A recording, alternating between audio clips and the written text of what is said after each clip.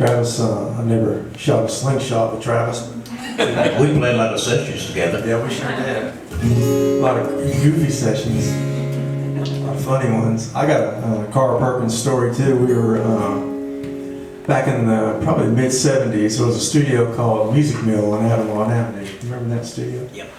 Well, Carl came down and they did 2 gospel albums in one day. They cut like 20 songs, 20 tracks in one day. And me and Ava and Cindy and I don't know, somebody else, we went in and did all the vocals on these 20 songs. And they were doing it as what they call a spec session. That's where you won't get paid unless they get a record deal. So yeah, we did a lot of those for each other, especially if we were working on each other's projects. And so we did it spec, and we never got paid. And about middle 1984 or so, I was laying in bed one night, and you know those TV offers come on late at night for like CDs, you know, collection.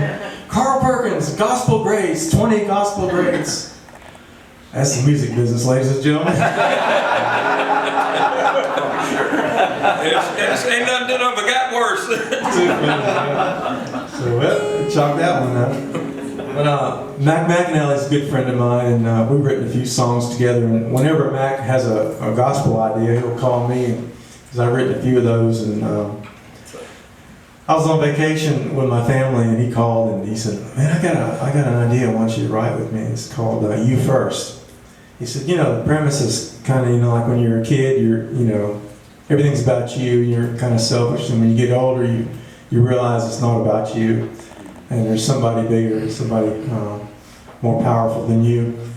And I said, "Okay." I said, "Let me think about it." And so I got home and I started kind of rolling it around in my head, and I just saw it going a different direction. I hadn't talked to him, and so I got to his house when we started to write it, and I played him the first verse and most of the chorus, and he thought, "Oh, I never thought it would go that way."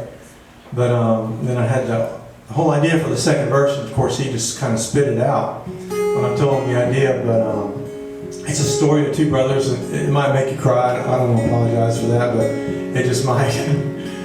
But it's called You First, and if you're a veteran in here today, I want to send this out to you.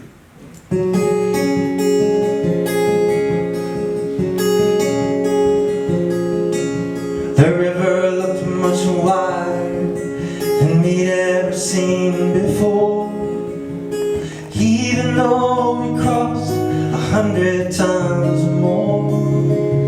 And we were scared, so we dared each other. You first. Oh, and I'll be right behind you. You first. I'll meet you on the other side. The nature of a hero requires a leap of faith, and you find out what you're made of when it's your time to say you first.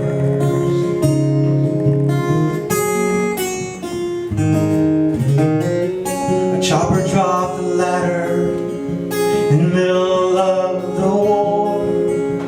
Sergeant says there's only room for just one more.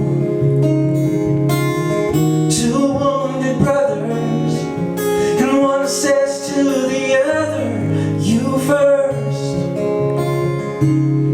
Oh, and I'll be right behind you. You first.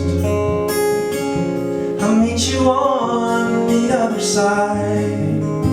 The nature of a hero requires a leap of faith, and you find out what you're made of when it's your time to say you first.